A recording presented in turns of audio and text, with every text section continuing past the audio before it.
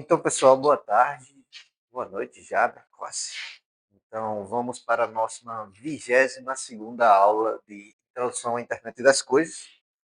Na aula de ontem, nós começamos a ver, como eu já falei, né, já estamos, em termos de conteúdo programático, já acabamos. Acaba mesmo com a parte de segurança e privacidade em sistemas IoT. Agora, o último tópico é, tipo, novas tendências e utilidade do IoT. Ou seja, já acabou, né? Tipo, um complemento do que pode acontecer com a IoT.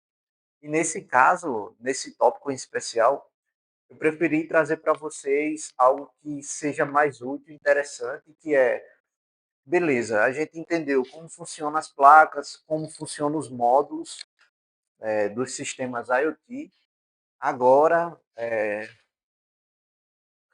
Agora, como é que a gente constrói de fato uma placa de circuito para colocar no nosso sistema IoT? Ou seja, como eu consigo integrar a minha toda a minha interface, a meu circuito, os meus sensores, meus atuadores dentro de uma placa.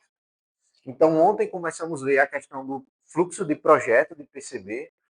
Você já teve alguma coisa assim? Já viu como é que faz todo um fluxo? Pronto. Então, a primeira parte do fluxo do projeto de PCB é. Ué,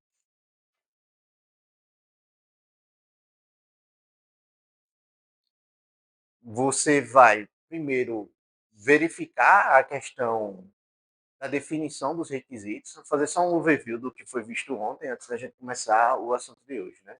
Então, seria qual é o objetivo da placa, as funcionalidades, tamanho, custo, principalmente, né? Tensão, corrente, né? Isso aqui está diretamente relacionado com as trilhas que você está utilizando. Então, trilhas muito finas ou muito largas. Se você tem uma trilha muito fina, ela é restringida o tamanho, a potência que é da placa, ou seja, quanto menor a trilha, significa menor corrente que vai passar por ela sem esquentar, né? Não significa que não pode passar uma corrente, pode, mas vai queimar a placa, né? A questão de compatibilidade eletromagnética e interferência eletromagnética. Eu dei exemplo até de um sistema que eu estava fazendo, que quando eu ligava a luz da bancada, simplesmente parava de funcionar.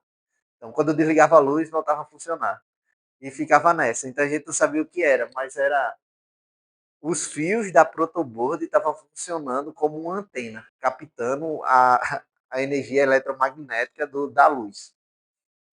Além disso, a questão de condição de temperatura, vibração e umidade. Né? Isso aqui também está relacionado diretamente a ambientes críticos. Né? Você trabalha, por exemplo, eu estava trabalhando com um sensor de monitoramento no campo, você não pode deixar os fios expostos, né? O conector que você tem que utilizar para conectar o seu sensor e seu atuador tem que ser um conector especial para isso. Além disso, a seleção dos componentes, né? Os tipos de componentes, quais são os microcontroladores, sensores, reguladores de tensão, circuitos integrados, né? E com isso a gente tem uma lista de materiais, né? Que é chamado de BOM, né? Em seguida, a seleção dos componentes. Então, qual o tipo de componente? Primeiro, verificar qual a disponibilidade no mercado para que você não compre um componente que daqui a um tempo ele já não vai ser mais utilizado. Isso aqui é um risco, porque você não pretende criar um projeto para um ano nem para dois, né? Você pretende criar um projeto para no mínimo 5 ou 10 anos, facilmente assim, até ele começar a dar retorno.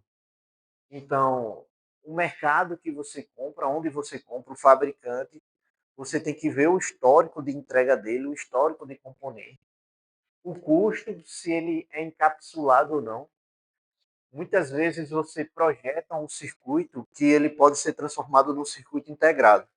Então você junta todas aquelas funcionalidades e manda fazer um encapsulamento daquele circuito, para você utilizar sem precisar necessariamente montar pecinha por pecinha. Então você pega todos aqueles componentes, diz quem são as entradas e saídas e você monta um chip específico para aquele. Questão também do tempo de entrega. Hoje em dia está bem mais fácil fazer isso aqui com PCB. Você consegue fazer as PCBs, mandar para a China e trazer num tempo bem razoável, com um prazo bacana e um preço bem, também bem aceitável. E a vida útil de cada componente, né? Isso aí está relacionado justamente com o uso desse componente. Com isso, vimos também algumas plataformas de desenvolvimento de esquemático.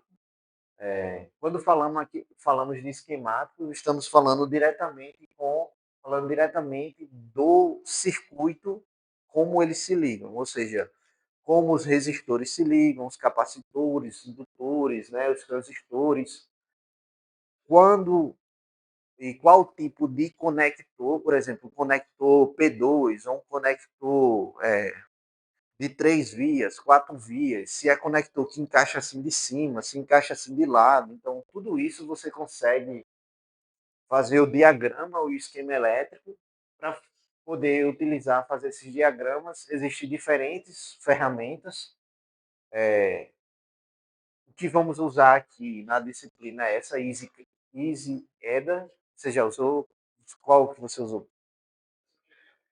Não chegou a usar, não. Pronto, aqui você vai usar. Então, eu tenho o EasyEda, que é bem bacana, ele é gratuito, ele tanto funciona online, quanto você pode baixar no seu desktop e fazer. É a mesma interface, exatamente igual. Tem um KiCad, tem um Proteus, que é o mais famoso assim, na parte de engenharia, todo mundo usa, todo mundo, entre aspas, né? Mas a grande maioria das pessoas utilizam isso aqui para fazer circuito. Eu utilizei isso aqui na minha graduação o tempo todo. Então, vivi, era Proteus e o PacePice, era o tempo todo usando isso. Vimos também como funciona a questão dos esquemáticos elétricos. Né? Os esquemáticos nada mais é do que a, o seu circuito propriamente dito representado em uma prancheta eletrônica. Então, você tem o seu componente aqui, né? Você pode separar e segregar em diferentes circuitos, né? E esse circuito você pode, por exemplo, nomear aqui, dar uma tag para ele e uma tag para ele aqui. Então, visualmente eles não estão conectados, mas dentro do sistema isso aqui é uma conexão. Então você consegue fazer esse tipo de coisa aqui para deixar mais limpo. Então, por exemplo, eu quero fazer, eu tenho o meu microcontrolador e tenho aqui a parte de energia. Então eu consigo colocar o meu conector de energia, a minha fonte chaveada, o meu capacitor de filtro, aí coloca assim, um quadradinho assim, pontilhado, eu vou colocar esquema de energia. Aí, por exemplo, eu quero agora colocar a questão dos meus entrada analógica. Então, eu coloco lá as entradas analógicas, tudo certinho, eu coloco a entrada analógica. Ao invés de eu estar passando um monte de fio né, para eles, eu passo apenas a tag no meu microcontrolador. Então fica muito bonito visualmente falando e bem organizado, porque você consegue só estudar cada bloco de maneira separada e visualmente, né? Então, isso aqui é bem importante, né? Além disso, vimos também a questão das simulações e verificações, né? Então, durante a simulação, alguns softwares de esquemáticos, ele permite você fazer simulação. Caso não permita, você precisa recorrer a outros softwares, né? Um deles é essa Spice. Então, geralmente, quando se faz essa verificação da simulação, você verifica a corrente total do meu circuito, corrente que está passando em todos os componentes, a tensão em cada nó do circuito. Né? Esses pontinhos aqui são chamados de nó. Certo? Em cada nó do meu circuito, em alguns simuladores mais modernos, você consegue até fazer análise térmica, de dissipação térmica dos componentes. Então, isso aqui é muito importante. Né? E, além disso, o que é o mais importante de tudo é se está funcionando. Você projeta tudo e não funciona, já não adianta de nada. Né? Então, você consegue fazer tudo isso. Né? Então, com essa etapa aqui, você valida a etapa anterior, que é a validação do meu esquemático elétrico. Em seguida, você faz a criação do footprint, né? Como eu já disse antes, aquele esquemático elétrico, por mais que tenha tagzinha, por trás do sistema realmente há um fio conectado. Quando você faz a exportação por footprint, que é o desenho da placa em um circuito impresso, ele vem assim. Tá vendo que tem umas trilhazinhas aqui, ó? Essas trilhas aqui são justamente as conexões que você faz lá no esquemático elétrico. Essas conexões aqui, ó. E quando você está montando o seu footprint, você precisa dizer qual o tipo de encapsulamento físico, as dimensões, ou seja, o tamanho da placa, largura, altura e diâmetro da placa, os pads, a distância, né, entre um,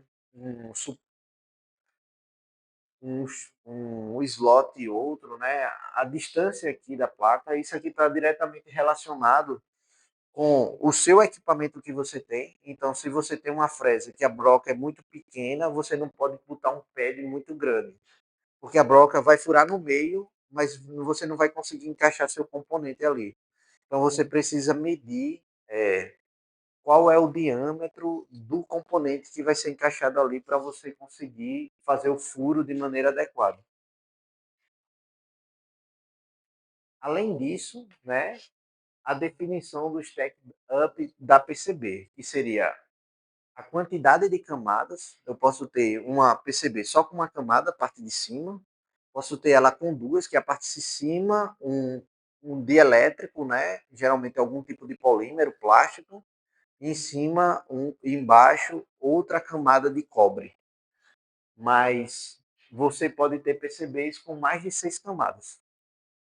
Então, quanto mais complexo o circuito e quanto mais trilhas eu preciso interligar com ele, e não só questão de complexidade, mas também de dimensão. Então, quanto menor, assim, mais camadas eu posso ter, justamente para manter os componentes bem pertinho e eu não perder espaço com a trilha deles.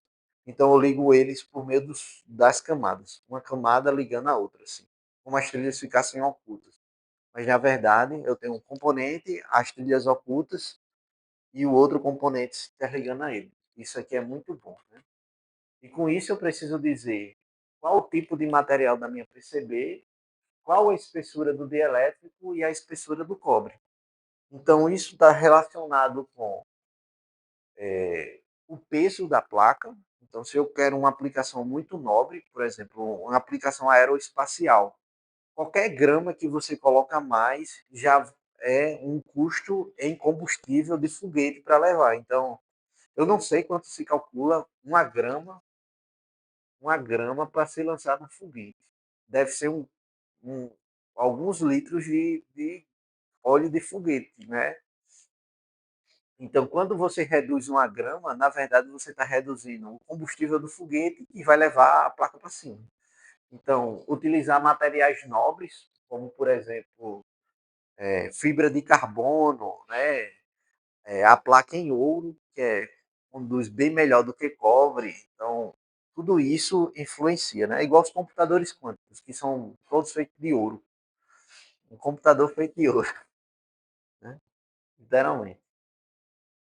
Então, além disso, a questão dos posicionamentos dos meus componentes. Então, onde está posicionado cada conector importa muito, né? Por exemplo, se eu tenho uma placa, eu preciso conectar a alimentação, eu preciso conectar os pinos de comunicação, as entradas analógica, digital. Então, onde eu posiciono isso aqui também importa. Então, não existe uma regra para você posicionar as coisas. Dizer, do lado direito você posiciona isso, do lado esquerdo você posiciona isso, em cima você posiciona. Não existe isso. O que existe são recomendações para melhorar a questão do tempo que você leva para gerar um circuito desse. Então, primeiro, você recomenda-se posicionar os conectores, porque geralmente os conectores eles acabam ficando nas extremidades. Então, se eu tenho um conector de motor ou de uma válvula, alguma coisa que seja, eu não posso simplesmente colocar o conector no meio da minha placa aqui. Porque como é que eu vou parafusar um fio aqui no meio, né? Se eu precisar. Como é que eu vou encaixar aqui, correndo o risco de eu dar uma pancada e quebrar o meio da placa, estourar a placa. Então, existem todas essas nuances que devem ser vistas para que você possa projetar bem a placa. Né? Com isso, eu consigo o meu layout preliminar.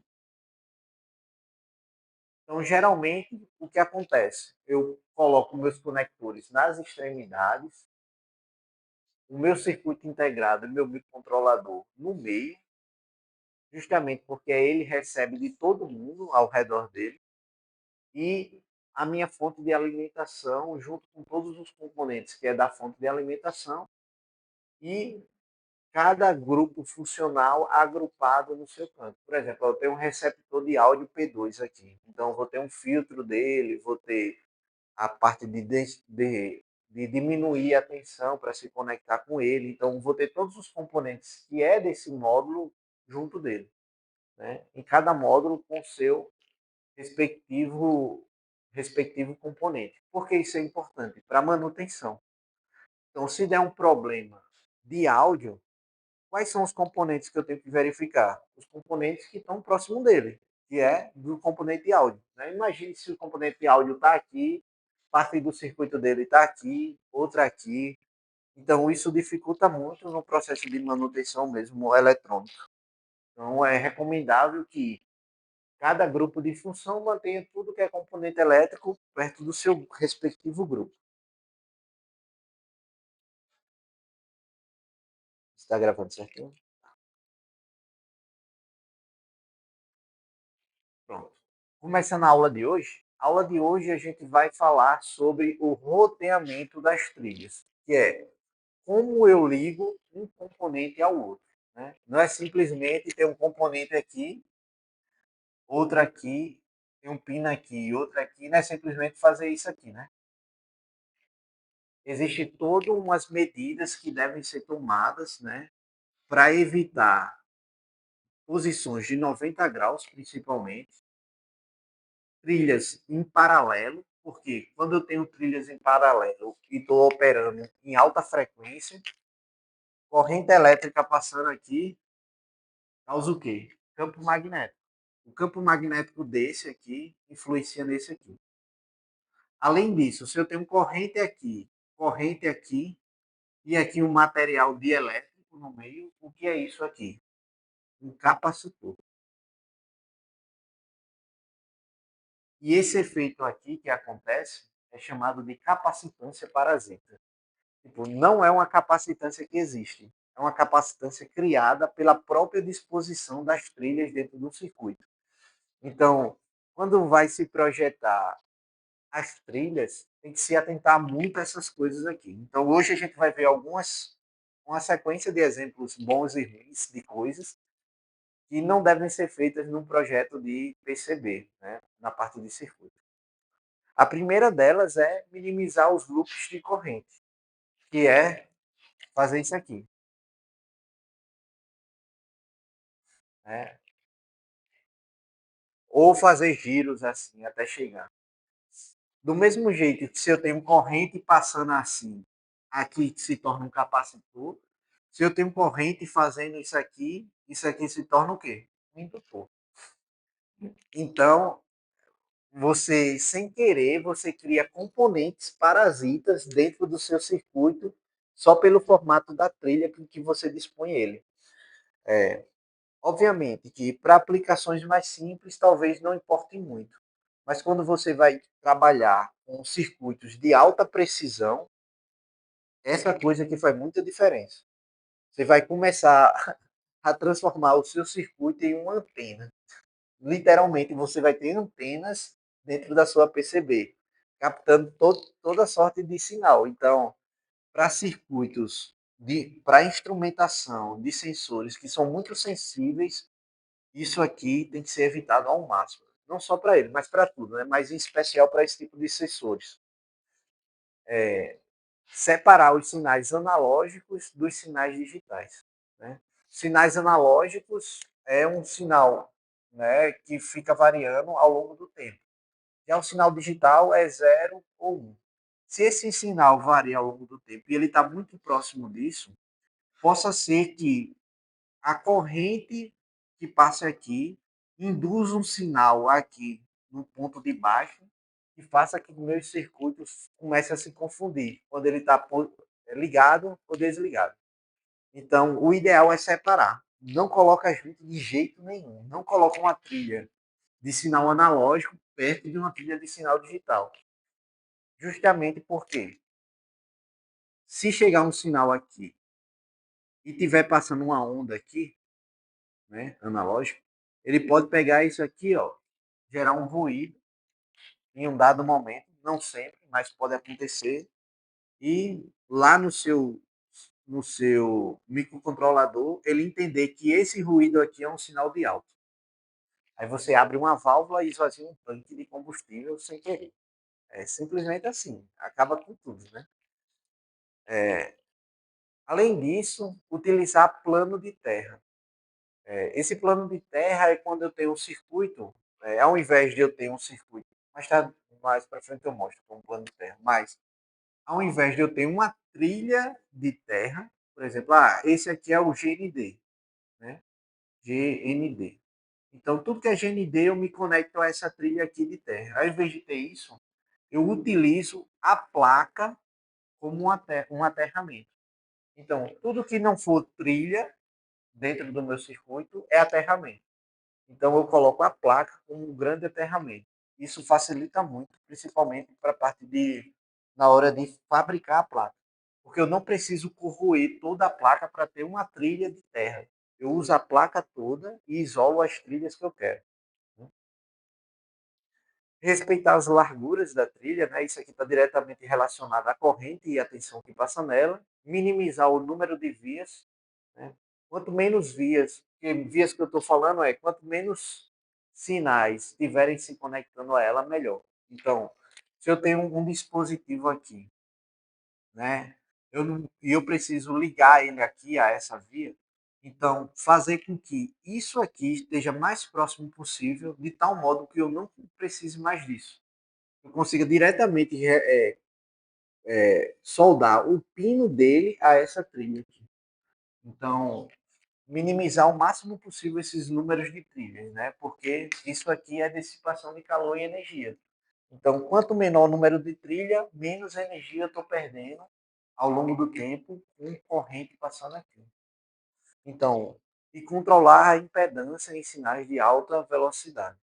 Isso aqui justamente por conta das trilhas. Né? Se estiver trabalhando com sistemas em tempo real, em alguns casos é inevitável é, manter padronizado as mesmas trilhas para sinais diferentes. Por exemplo, eu tenho dois sensores que precisam mandar a informação ao mesmo tempo para o meu microcontrolador. O ideal é que a distância que eles estejam seja a mesma, em termos de distância. Porém, às vezes não dá. Então, para evitar algum tipo de problema, às vezes ele está longe aqui. Né? Você precisa percorrer esse caminho aqui, até chegar aqui. Eu faço um caminho alternativo para esse aqui, para que a distância desse aqui da trilha seja o mesmo desse aqui. Então, são poucos picos segundos, ou seja, 10 a menos 12, que fazem toda a diferença em sistemas em evento real.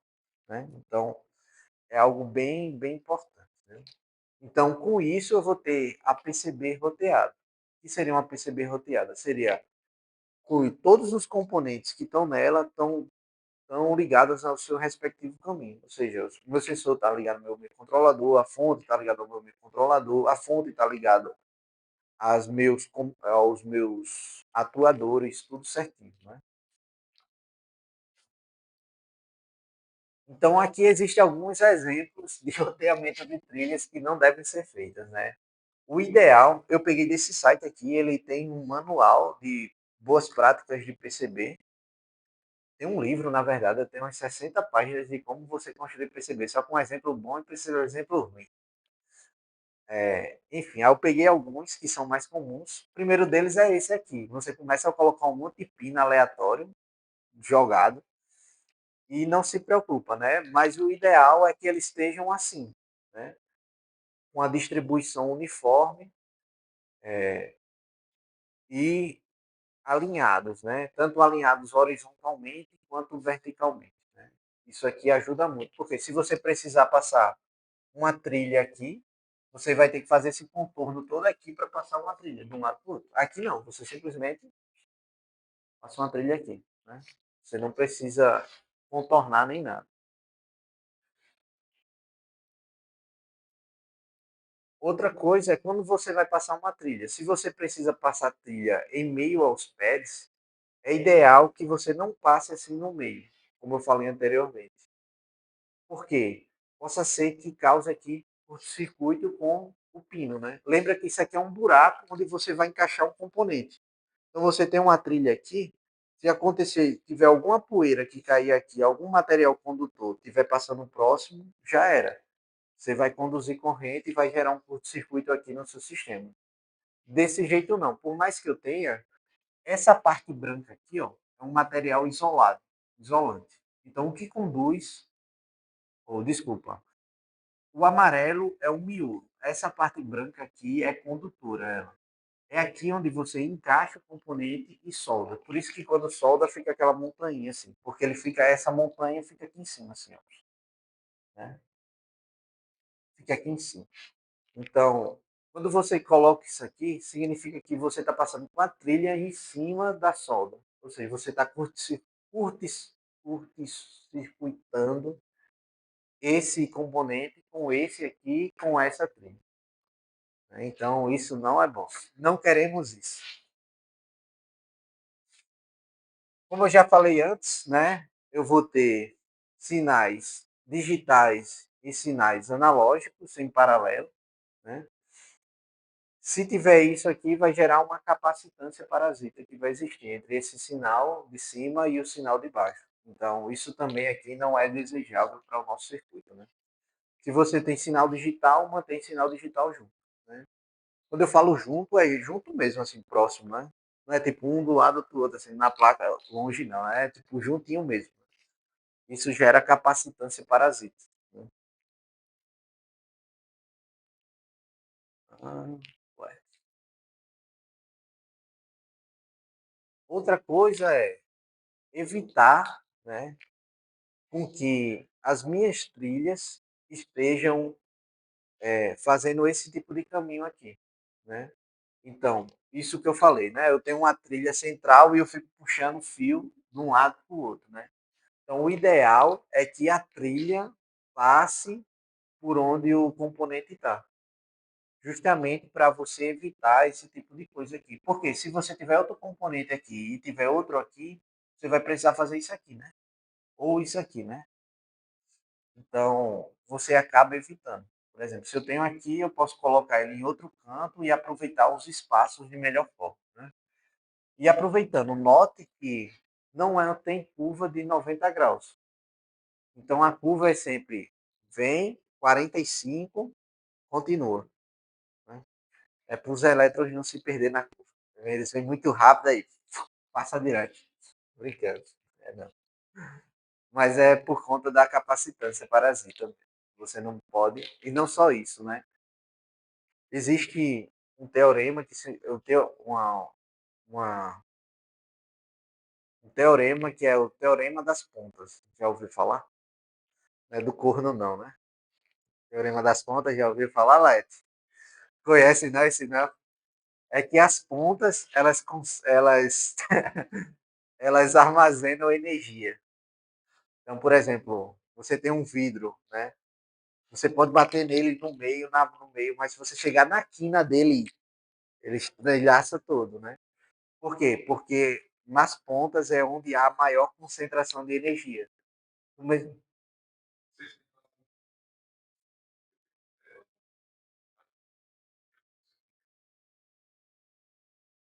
É, Teoria das pontas. Já ouviu falar da teoria das pontas? Ainda bem, graças a Deus. Então, é justamente porque as pontas elas tendem a guardar mais energia. Por isso que em noite chuvosa, né, você não é bom você estar andando com guarda-chuva assim, né, no meio de um descampado. Por quê? Você se torna uma ponta no meio de um plano, né?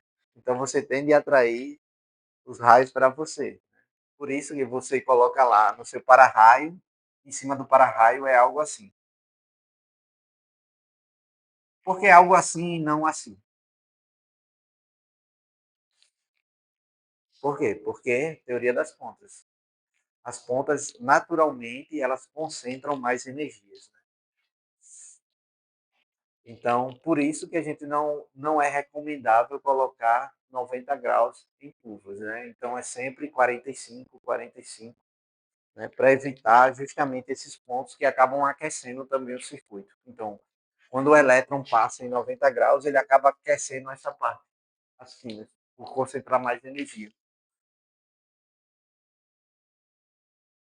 Outra coisa também é a falta de padronização dos meus pads, né? Não posso uma hora estar assim, outra hora fazer isso aqui. Então, parece besteira, parece senso comum, mas quando você vai começa a fazer, cada um quer inventar um estilo diferente. Mas manter esse tipo de padrão aqui é uma boa prática, né? Então tá vendo que eu não preciso sair assim reto, porque eu preciso economizar o máximo de espaço possível. Então eu faço uma curva de 45 graus e continuo aqui. Isso aqui também, né? Ao invés de ter uma reta e, sei lá na frente ter outra, colocar os dois assim, próximos um do outro, né? Respeitando, obviamente, aqui os espaços. Aqui também, ó, quando eu tenho dois capacitores, né? O ideal é sempre, eu tenho dois resistores, coloca um do lado do outro. Tenho vários capacitores, coloca um do lado do outro, obviamente respeitando os espaços entre eles. Né? Geralmente esse espaço aqui, entre eles, aqui é duas vezes esse espaço daqui para cá. Então eu tenho esse espaço aqui, é esse, mais esse. Então, o espaço dos componentes deve ser duas vezes o espaço entre as trilhas. Então, isso aqui é bem importante para quando a gente está fazendo um projeto. Né? Por que isso? Questão de manutenção mesmo. Se você precisar trocar um capacitor desse aqui, obviamente é mais fácil trocar esse do que esse com esse pertinho, porque você sabe de onde vem o circuito deles. Quando você começa a distanciar e distribuir muito na placa, você perde espaço e perde rastreabilidade da placa. Você não fica muito, não é que você não sabe, mas fica muito confuso o que componente pertence aqui. Então é muito ruim, né, de fazer isso. Exatamente. Boas práticas. Aqui eu já falei, está repetindo. Então, outra prática também é com relação a isso aqui, né? Então, se eu tenho um espaço aqui e preciso dar um espaço a mais, então isso aqui tem que ser no mínimo duas vezes essa distância. Justamente porque se eu precisar fazer isso aqui, né, você consegue fazer. E essas distâncias aqui, em especial, ela tem que ser três vezes o comprimento da minha trilha. Então, se minha trilha aqui tem, sei lá, 0,1 milímetro, aqui tem que ter no mínimo essa distância aqui, no mínimo 0,3 milímetros para fazer. Né? Então, quando você faz essa curva aqui, eu tenho 0,3 milímetros, 0,3 e 0,3. Então, isso aqui é muito bom quando a gente já vai trabalhar com circuito de precisão. Então, quanto mais crítico é o seu circuito em termos de instrumentação, de tolerância à falha, mais crítico, mais criterioso você precisa ser no projeto da PCB que vai suportar ele. Então, parece bobagem isso aqui, mas quando você realmente implementa essas coisas, você consegue sentir diferença, principalmente em ruído. Você vê que acaba muito dos ruídos do circuito, porque já não você mesmo está provocando o ruído dentro do seu circuito. Então, essas práticas ajudam bastante. Deixa eu ver se tem mais. Tem. Com relação aos pads, né? Os pads é onde você vai conectar seu circuito. Então, existem alguns pads que você... Os pads que eu falo você vai ter seu circuito lá, né? Sua PCB, você precisa soldar aqui um capacitor. Aí você vai ter isso aqui, isso aqui. Né? E aqui é onde você pega aqui e solda seu capacitor aqui, né? Então, você precisa colocar a trilha exatamente alinhada com o pad. Porque você pode fazer isso assim, quando a máquina que corrói o cobre que está aqui, ela vai vir corroer, ela vai fazer assim, né? Vai corroer isso aqui, depois ela vai passar por aqui e corroer de novo. Possa ser que, do jeito que ela corroa aqui, ela pegue fúria, né? E você acaba perdendo o conector dos seus pads, né? Onde você encaixa o seu componente.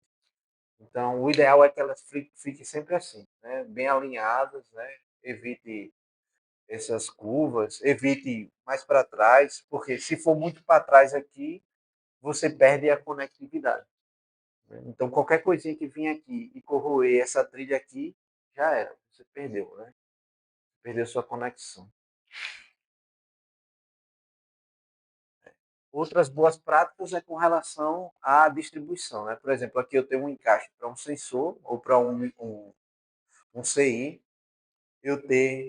eu padronizar essa distribuição dos fios, né? Então, ao invés de eu fazer assim, umas ondinhas, fazer assim, né? Respeitando sempre os 45 graus, né? Se fizer a curva, mas note que aqui, ó, tá 45, sendo que tá tão bem pequenininho que parece que tá redondo, né? Mas não é redondo não. Isso ajuda também bastante a economizar espaço. Aqui, se eu tenho um componente aqui, né? Eu não posso simplesmente cruzar por baixo dele, né? Você precisa respeitar a distância dele e evitar ao máximo cruzar por baixo dele. Por quê? Imagine, eu tenho um CI aqui pequenininho, encaixado aqui, eu pego uma trilha e passo por debaixo dele. Então, eu vou ter uma corrente elétrica passando por debaixo do CI, que é tudo microscópico dentro do CI. Então, você pode gerar interferência no próprio CI que você está utilizando. Então, o ideal é que você faça esse contorno, né? Sempre respeitando assim por fora. Então, 90 graus, né? Sempre 90 graus. Sempre 90 graus não, né? Sempre 45 graus para evitar o uso de 90 graus. Então, existem algumas ferramentas que fazem a verificação do circuito. Então, você não necessariamente você precisa ir olhar um a um, né? Isso são boas práticas quando você está fazendo o projeto, mas, sei lá, você está fazendo lá de noite, não dormiu direito, vai acontecer alguma coisa, você está fazendo na pressa, né? Acaba não fazendo direito. Então, existem alguns verificadores automáticos que você exporta o seu circuito, o seu diagrama, e você manda para ele. Então, ele verifica todas as trilhas, se as trilhas estão colocadas corretamente, se os furos estão todos feitos, verifica a largura dessas trilhas com base na corrente, você especifica qual é a corrente máxima que vai passar ali. Então, ele já verifica se a espessura está boa, ou está grande demais, ou pequena demais. Ele verifica as restrições de fabricação. Então, esse tipo de design rule check, né, eles normalmente são implementados por empresas que recebem placas para fazer fabricação. Então, nelas mesmas, você manda o seu circuito, ela passa por isso aqui e dá um diagnóstico para você, dizendo, ó, oh, as nossas máquinas não têm capacidade de fazer isso que você projetou no seu circuito. Para que nós fabriquemos o que você especificou, você precisa diminuir a largura da trilha, mudar esse furo para esse tipo aqui, né? Ver o espaçamento entre as trilhas. Você colocou lá a placa de 30 por 30. O cara disse, não, a nossa máquina só consegue fazer de 10 por 10. Então você precisa de algum jeito diminuir essa placa porque a gente não consegue fabricar, né? Além disso, faz questão de alimentação e curto-circuito, né? Faz, aqui é do design mesmo, como ela foi projetada, né? Está distribuída. E aqui é uma verificação elétrica do próprio circuito, né? Questão de alimentação, curto-circuito, pinos não conectados, né? Então aqui eu vou ter um projeto totalmente sem erros e pronto para fazer fabricação. Com isso, faço uma checklist do projeto, né? Vou ter a revisão total do meu projeto, as polaridades dos componentes. Isso aqui é bem engraçado. Quando eu estava fazendo graduação, tinha uma disciplina lá chamada eletrônica de potência. É como você aprende a fazer, por exemplo, transformar 220 em 12 volts, né? Fazer um oscilador. E o final da disciplina a gente tinha um projeto para fazer todo o circuito de um que chama um conversor buck booster. Na verdade ele sorteava vácuo. Buck booster é pegar de 220 e transformar para um valor menor, 110, por exemplo, volts.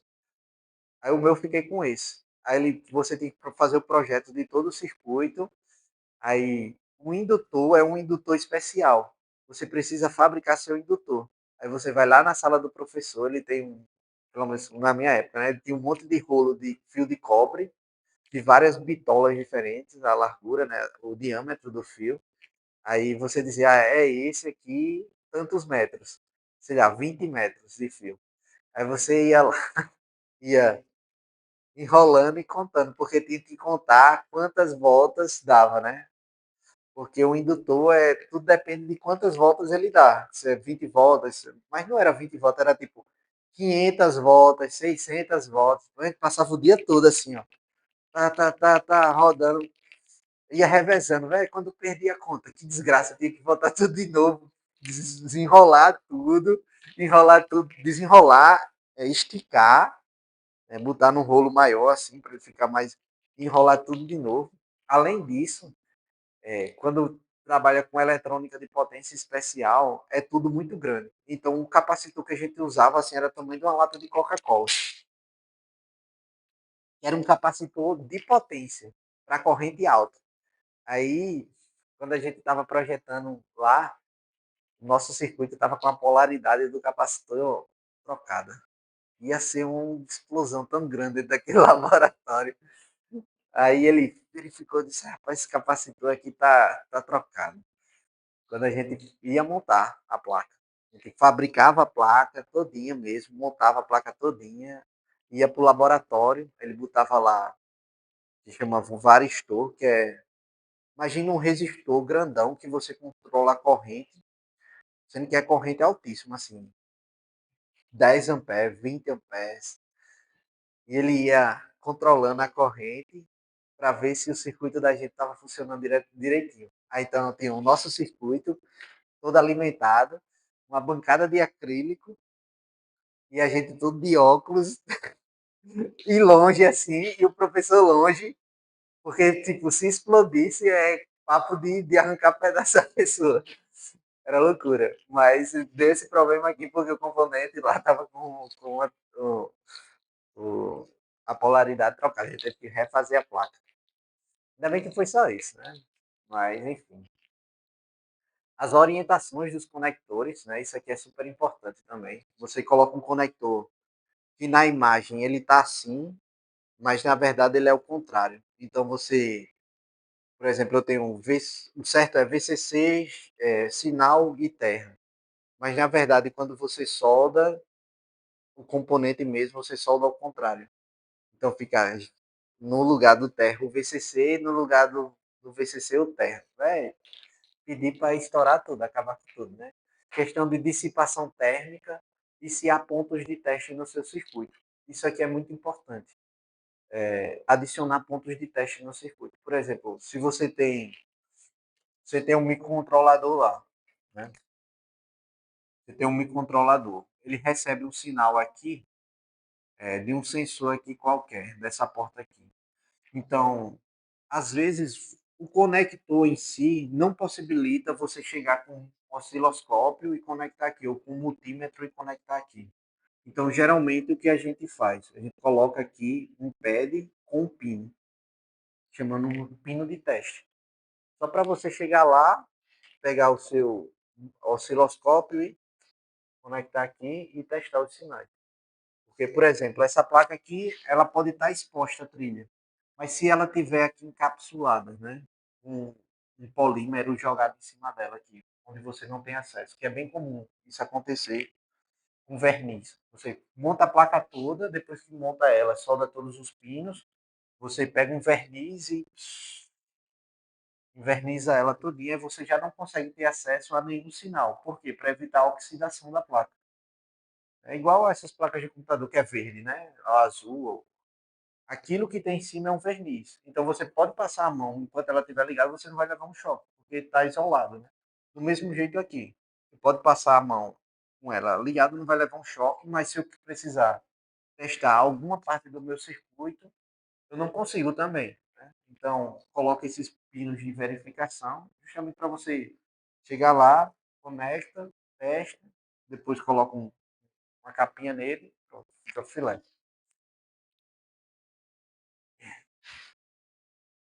Então, no final, né, você tem uma geração do arquivo de fabricação. O nome desse arquivo de fabricação é chamado de Gerber, né, que é essa imagem aqui, o Gerber. E você tem a imagem dele 3D, que é bonitinha também. Então, você sai disso aqui, que é um diagrama elétrico, faz o roteamento, posiciona seu circuito, tem um Gerber. Né? Com o Gerber, você consegue ter a sua visualização 3D em alguns casos, e você tem visualmente a placa que você quer montar. Né? E é esse arquivo aqui, Gerber, que você manda para a fabricação. Existem diferentes tipos de arquivo, mas o mais comum é o Gerber, mas tem esse drill file. Drill é a posição XY aqui para aquelas máquinas de corroete com a furadeira fazer a corroção para chegar nesse arquivo, né? Porque, por exemplo, se ela quer fazer isso aqui, ela vem aqui e vem corroendo aqui, né? Tudo isso aqui e só deixa essas trilhas aqui. E também tem um assembly drawing, que é um código assembly para desenho. A mesma coisa. Tipo, posição XY. Deixa eu ver se eu coloquei aqui um videozinho. Coloquei. Então, basicamente, a trilha de terra é isso aqui, tá vendo? Que é toda a placa. Não sei se vocês já tiveram a oportunidade de ver. Trouxe aqui mais para mostrar a vocês a curiosidade. Deixa eu ver. Volta.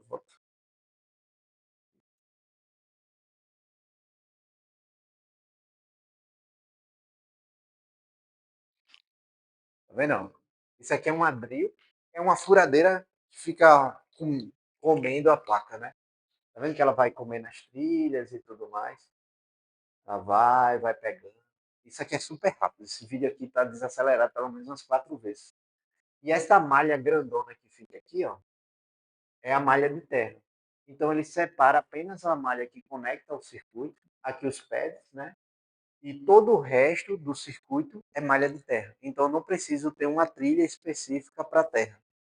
O circuito todo, que não é trilha do meu circuito próprio, é malha de terra. Então eu consigo conectar muito mais rápido. Imagine, tudo vai precisar de uma malha de terra. Se eu precisasse conectar tudo com a malha de terra, eu teria que ter um circuito enorme percorrendo toda a minha placa. Então, para evitar isso, eu separo só o que eu preciso. Né? Desconecto isso da malha de terra. Isso é muito legal. Deixa eu ver.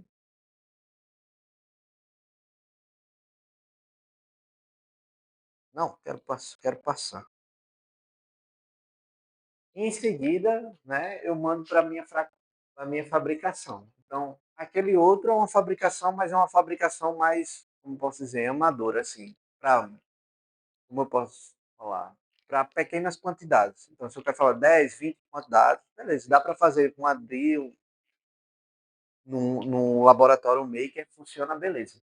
Mas se você quer fazer de fato centenas, você precisa de uma máquina especializada para isso, para fazer montagem da PCB, a soldagem e a inspeção óptica. Né? Então, geralmente, quem faz isso é quem? O chinês. Então, aqui é uma máquina para montar. Então é bizarro a velocidade com que elas montam. E aqui ela não está só montando não, viu? Aqui ela está montando. Presta atenção aqui. Agora, presta atenção aqui embaixo. Vai aparecer aqui embaixo, quando ela vir mais para cá. Tá vendo aqui embaixo, ó? Tá soldando. Então ela encaixa e solda, encaixa e solda, encaixa e solda, encaixa e solda. É bizarro, né? Não? Com isso você consegue otimizar muito tempo, né? Quantas pessoas seriam necessárias para fazer isso aqui? É. Então acaba sendo muito rápido mesmo. Por isso que os caras montam 500 mil placas assim, tipo, em um dia, o cara consegue montar super rápido. E a parte final já do nosso processo é a questão do teste e validação, né? Então, o primeiro dele é o teste elétrico, né? Então, ver se eu liguei e não explodiu. É o primeiro teste. Você liga, não saiu fumaça. Pronto, agora eu consigo testar o resto das funcionalidades. É basicamente isso. Então, testar as funcionalidades é já confirma é carregado, verificar. Por exemplo, eu quero ler uma porta analógica. Então, você pega seu gerador de função, conecta a entrada analógica e varia o nível de tensão. Né? Ver se realmente o conversor analógico digital está funcionando certinho, se está comunicando, se não está tendo nenhum tipo de ruído, porque você consegue conectar junto da entrada do meu controlador um osciloscópio. Então eu consigo checar o valor que eu estou usando no meu gerador de função, no meu osciloscópio. Né? Isso aqui tanto para entrada quanto para saída. Um teste térmico também, isso aqui é super importante. Pegar uma câmera térmica, existem sensores especiais de câmera térmica. Você vê e mapeia no seu circuito quais os componentes que mais esquentam. Então, normalmente, não é ideal deixar esses componentes muito próximo do outro. Ou, se eles precisam realmente estar próximo do outro, criar estratégias para dissipar o calor dele. Será que não seria interessante colocar um cooler, né? Onde eu colocaria o cooler? Colocaria o cooler aqui ou o cooler em cima? Esse tipo de coisa, né? Tipo, é aqui embaixo. Não, mas a parte que esquenta é a parte de cima, por que está colocando embaixo? Né? Então, você consegue mapear essas zonas de tensão e não só isso, você consegue verificar quais dos seus circuitos são mais utilizados apenas com a câmera térmica. Então, se eles estão sendo mais acionados, significa que ele vai dissipar mais calor, né? Nesse processo. Teste de compatibilidade eletromagnética, né, que eu já falei antes, e teste de confiabilidade. Né? Esse teste de confiabilidade pode abranger diferentes aspectos, né? Confiabilidade no sinal, entrada de frequência mais alta, mais baixa, operar dentro de uma câmara fria, uma câmara fria mesmo, assim, menos 10 graus. Colocar o circuito para operar menos 10 graus dentro da geladeira. Depois colocar dentro de uma câmera super quente, 120 graus, 150 graus. Será que os componentes dissolvem, a solda derrete, né? O que acontece? Colocar ele para trabalhar sobre uma mesa vibratória. Né? Então, isso é bem importante, né? Esse teste de confiabilidade. Beleza, é isso. Próxima semana a gente vai tentar pegar os circuitos de vocês e fazer a PCB dele, para gerar. Belezinha? Simbora para o arraiar.